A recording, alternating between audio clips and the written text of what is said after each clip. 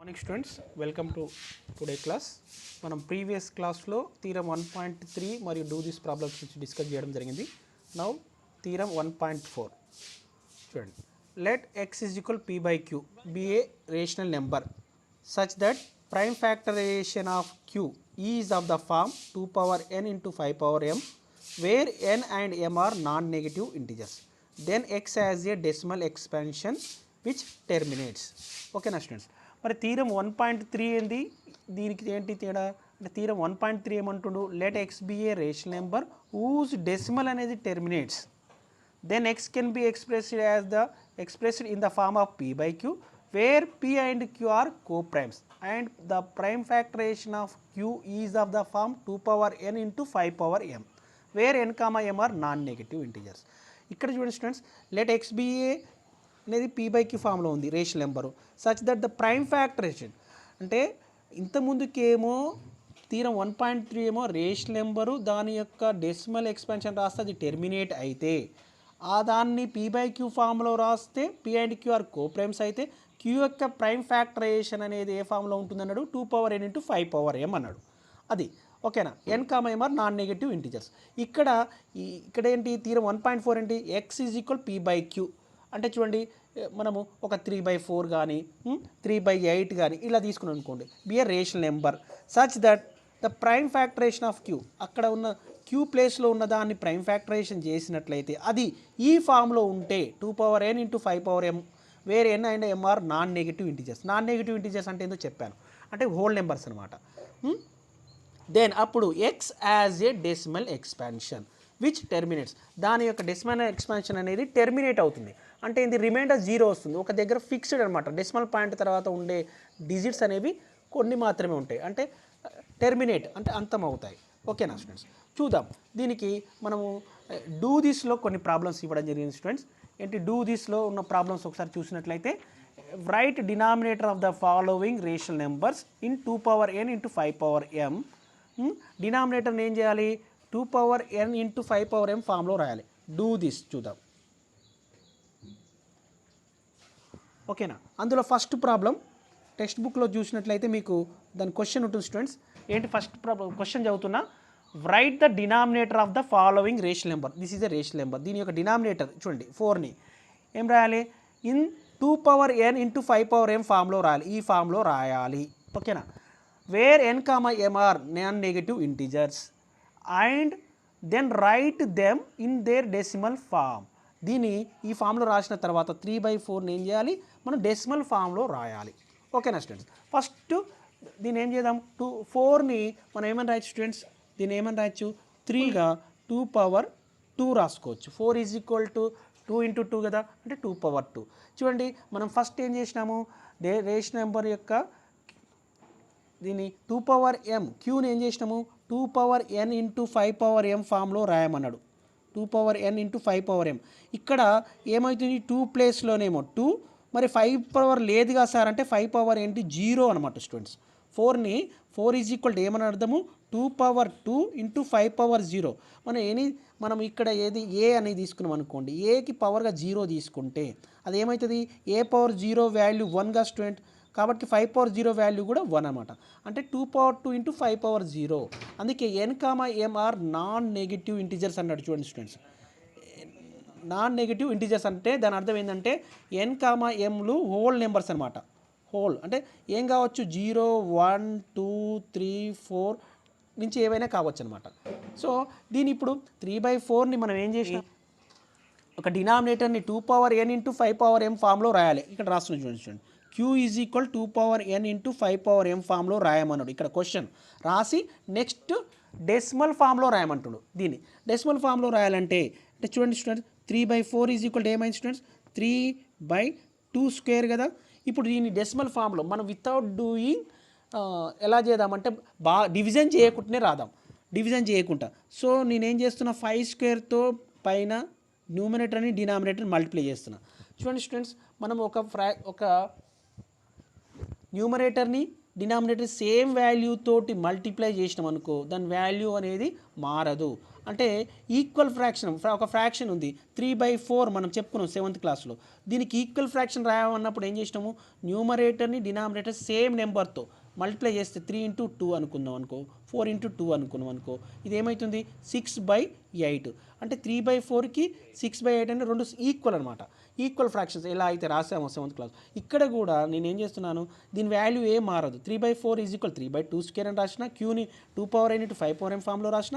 Next నేను decimal ఫామ్లో రాయమన్నాడు కాబట్టి ఏంటి డెసిమల్ ఫామ్లో రాయడం అన్నాను కాబట్టి 2/2 ఉంది కాబట్టి నేను 5/2తో మల్టిప్లై చేస్తున్నా న్యూమరేటర్ని డినామినేటర్ని.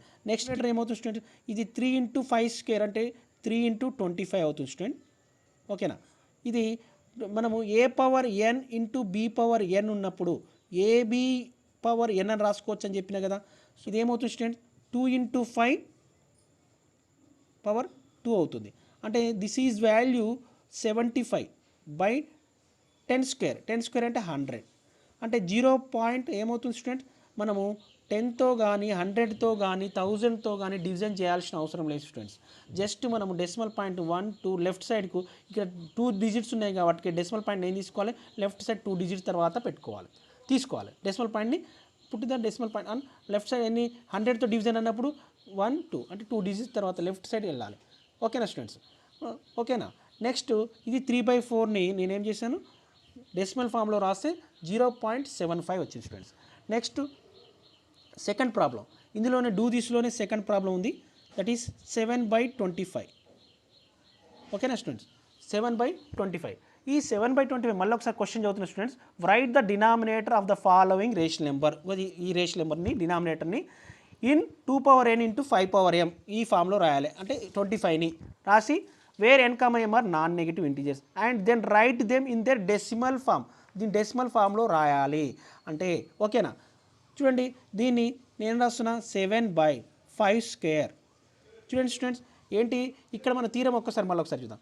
x = be a rational number such that prime factoration of q is of the form 2n × 5m where n and m are non-negative integers, then x has a decimal expansion which terminates.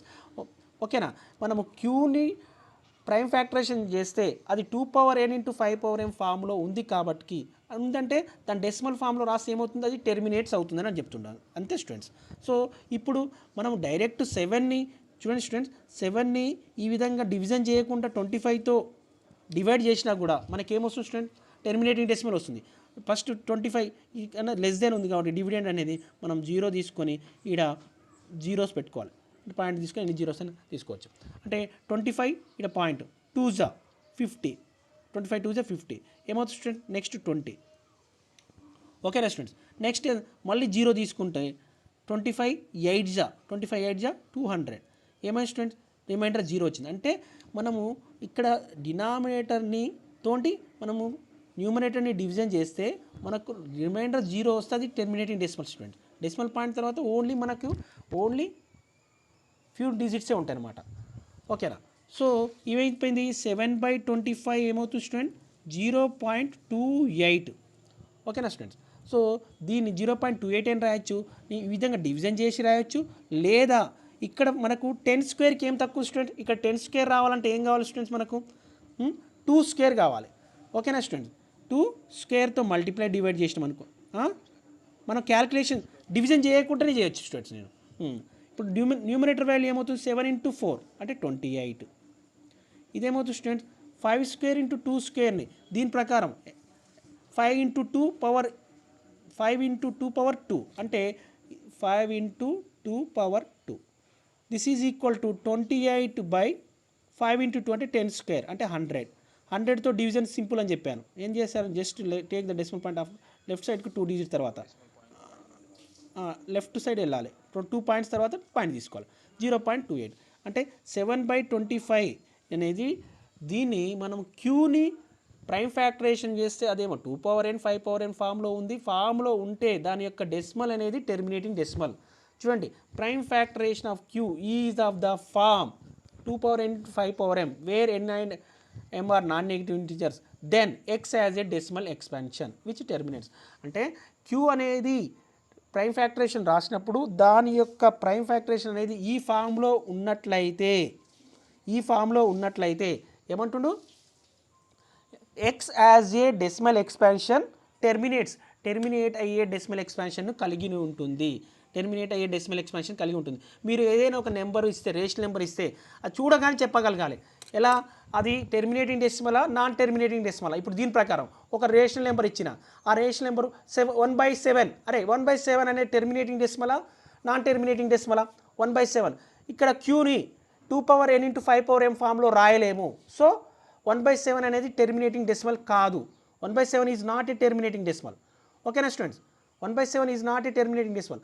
క్యూని మనము rational నెంబర్లో p/qలో క్యూని 2n × 5m ఫామ్లో రాయగలము. ఏ rational number అయినా తీసుకోండి, queue ప్లేస్లో ఉన్నదాన్ని 2n × 5m ఫామ్లో రాయగలమా లేదా మైండ్లోనే observe చేయాలి, మనం చెక్ చేసుకోవాలి. దీన్ని ఈ ఫామ్లో రాయలేము కాబట్టి it is a non terminating repeating decimal అవుతుంది. ఆ రేషనల్ నెంబర్ అనేది మనం డెసిమల్ ఫామ్లో మనం రెండు విధాలుగా రాయొచ్చు అనుకున్నాం. రేషనల్ నెంబర్కి ఒకటి టెర్మినేటింగ్ డెసిమల్, ఇంకోటి నాన్ టెర్మినేటింగ్ రిపీటింగ్ డెసిమల్. కాబట్టి టెర్మినేట్ ఎప్పుడైతే అని చెప్తున్నాం, తీరం 1.3, 1.4 చెప్పేది అంతా కూడా ఒక రేషనల్ నెంబర్ని p/q ఫామ్లో ఉన్న రేషనల్ నెంబర్ యొక్క క్యూ యొక్క ప్రైమ్ ఫ్యాక్టరైజేషన్ రాస్తే 2n × 5m ఫామ్లో ఉంటే అది టెర్మినేటింగ్ డెసిమల్. అలా లేదనుకోండి నాన్ టెర్మినేటింగ్ రిపీటింగ్ డెసిమల్. ఓకేనా స్టూడెంట్? ఇప్పుడు నెక్స్ట్ ప్రాబ్లం 51/64. 51/64 ఉంది. దీన్ని ఇక్కడ చూడండి,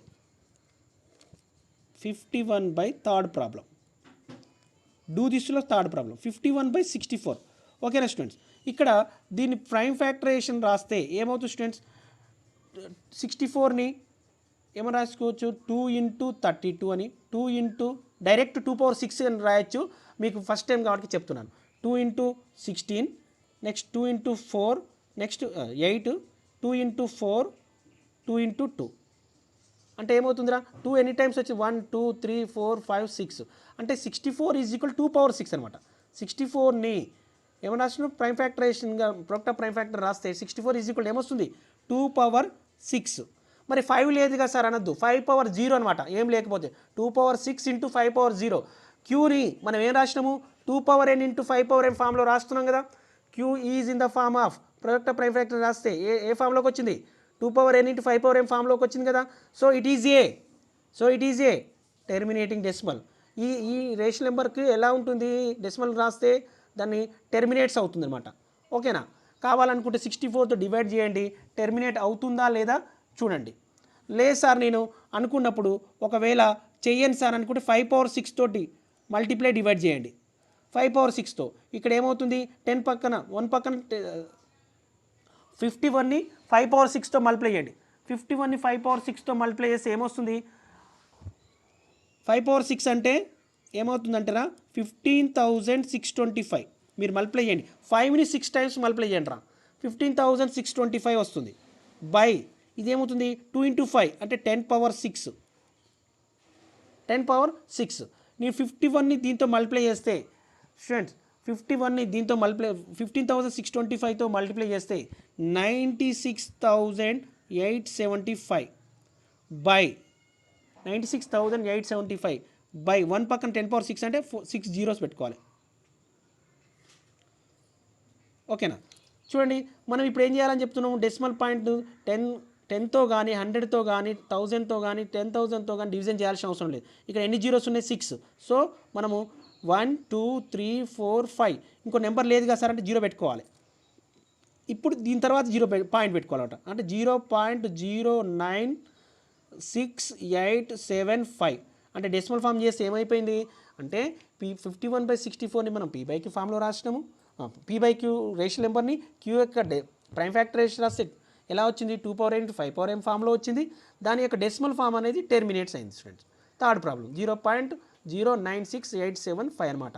ఇది మీకు 5/6తో మల్టిప్లై డివైడ్ చేయం సార్ అనుకుంటే డైరెక్ట్ 51ని 2/6తో అంటే 64తో డివైడ్ చేయండి, మనకేమొస్తుంది 0.96875 వస్తుంది. ఇలా మనము డివిజన్ చేయకుండానే చేయాలనుకున్నప్పుడు జస్ట్ ఇక్కడ 2 పవర్ ఉందనుకో ఓన్లీ, దాని అదే బేస్ 5 తీసుకొని అదే పవర్ని 5కు తీసుకోవాలి. ఇక్కడ ఓన్లీ 5/6 ఉందనుకోండి, అప్పుడు దీన్ని డివిజన్ చేయకుండా చేయాలనుకున్నప్పుడు ఇంటూ 2/6 2 తీసుకోవాలి. ఇక్కడ 5 యొక్క పవర్ ఏది ఉందో 2కి అదే పవర్ తీసుకోవాలి. అది న్యూమరేటర్ తీసుకోవాలి, డినామినేటర్ తీసుకోవాలి అదే వాల్యూని. ఇంతకుముందుకు నేను ఇక ఓన్లీ 5 ఉంటే ఏం చేసిన స్టూడెంట్స్, 5 పవర్ 2 ఉంది, దీన్ని డివిజన్ చేయకుండా చేయాలనుకున్నా అంటే 2 తీసుకున్నా, బేస్ 2 తీసుకుని దీని యొక్క పవర్ 5కి ఏ పవర్ ఉందో అదే పవర్ రాసుకున్నా, న్యూమరేటర్ రాసుకున్న 2 పవర్ 2 డినామినేటర్ రాసుకున్నా, అంటే మల్టిప్లికేషన్ న్యూమరేటర్ వాల్యూ డినామినేటర్. తర్వాత నేను డివిజన్ చేయకుండా చెప్పేసిన. ఓకేనా స్టూడెంట్? ఈ విధంగా చూడండి, ఇక్కడ 2 పవర్ 2 ఉంది, దీన్ని కూడా డివిజన్ చేయకుండా చెప్పడం కోసం ఇంటూ ఇదైతే దీని యొక్క పవర్ ఎంత 2 కదా, అంటే 5కి అదే పవర్ తీసుకోవాలి. అంటే మనకి ఏమైనా క్యూని 2 × 5 ఫామ్లో రాసుకోవాలి స్టూడెంట్. అక్కడ 2 ఉంటే 5 లేదనుకోండి, 2 యొక్క పవర్ ఎంత అవుతుందో 5 కూడా అదే పవర్ తీసుకోవాలి, న్యూమరేటర్ని డినామినేటర్ మల్టిప్లై చేయాలి. 5 ఉందనుకోండి, 5 యొక్క పవర్ ఎంత ఉందో 2కి అదే పవర్ తీసుకొని న్యూమరేటర్ డినామినేటర్ మల్టిప్లై చేయాలి, ఈజీగా డివిజన్ చేయాలి స్టూడెంట్స్. ఇది డూ దిస్లో 3 ప్రాబ్లమ్స్. Next 4th problem. నా 4th ప్రాబ్లం 14/25. 14/25 దీన్ని మనము p/q ఫామ్లో క్యూని ప్రైమ్ ఫ్యాక్టరైజేషన్ చేస్తే ఏమవుతుంది, 5². అంతేనా? దీన్ని అలానే ఇప్పుడు డెసిమల్ ఫామ్లో రాస్తే మనకేం కావాలి, టెర్మినేట్స్ కావాలి. సో నేనేం చేస్తున్నాను, 14ని 25తో డివిజన్ చేయకుండా 2² ఓకేనా స్టూడెంట్స్? 14 × 2² మీన్స్ 4 బై ఇది 5 × 2 ఆర్ 2 × 5 హోల్ స్క్వేర్. 14 4 జా 56 ఓకేనా స్టూడెంట్స్, బై 100. 2 5 జా 10, 10² అంటే 100. చూడండి డెసిమల్ పాయింట్ 100తో డివిజన్ అంటే సింపుల్గా చెప్పిన 1 2 అంటే 0.56 అంటే 14/25ని p/q ఫామ్లో ఉంది కదా, దీన్ని క్యూని ప్రైమ్ ఫ్యాక్టరైజేషన్ చేస్తే అది ఈ ఫామ్లో వచ్చేసింది.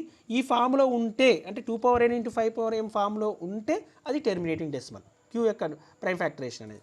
అదే కదా మనం చెప్పుకునేది. Next 5th one 80/100. చాలా సింపుల్ స్టూడెంట్స్, 80/100. చూడండి 0 0 క్యాన్సిల్ అయిపోతే 8/10, సింపుల్గా జస్ట్ 0.8. ఓకేనా? ఇది 5th ప్రాబ్లం. మనము దీని యొక్క ప్రైమ్ ఫ్యాక్టరైజేషన్ ఏది ఉంది, 8 10 ఏం రాయొచ్చురా 2 × 5. కాబట్టి ఈ క్యూకి ప్రైమ్ ఫ్యాక్టరైజేషన్ అనేది 2 పవర్ n × 5 పవర్ m ఫామ్లో ఉంది. కాబట్టి దాని యొక్క డెసిమల్ ఫామ్ రాస్తే టెర్మినేట్. ఇది టెర్మినేట్, అన్నిటి కూడా టెర్మినేట్ డెసిమల్, టెర్మినేట్ కావాలనుకుంటే టెర్మినేట్ అని రాసుకోండి. ఓకేనా స్టూడెంట్స్? ఇది మనకు టుడే క్లాసు. రేపటి క్లాస్లో non terminating recurring decimals in rational numbers అని చూద్దాం. ఎందుకంటే students okay, this is the today class. Any doubts, ఏమైనా డౌట్స్ ఉంటే అడగండి. మళ్ళీ ఇప్పుడు టైం అవుట్ అయిన తర్వాత మళ్ళీ జాయిన్ కండి. ఎవరికైతే డౌట్స్ ఉన్నాయో వాళ్ళందరూ జాయిన్ అవ్వండి. ఈరోజు క్లాస్లో ఉన్న డౌట్స్ని అడగండి, లేదంటే రేపటి జూమ్ క్లాస్లో అయినా రేపైనా అడగవచ్చు. ఈరోజు ప్రాక్టీస్ చేసుకున్న తర్వాత ఏమైనా డౌట్స్ ఉంటే మళ్ళీ రేపు ఈరోజు క్లాస్లో ఉన్న డౌట్స్ రేపు అడగవచ్చు స్టూడెంట్స్ డౌట్స్ అడిగే ప్రయత్నం చేయాలి. Okay students, this is the today class. Okay, మనం మళ్ళీ రేపటి క్లాస్లో కలుసుకుందాం.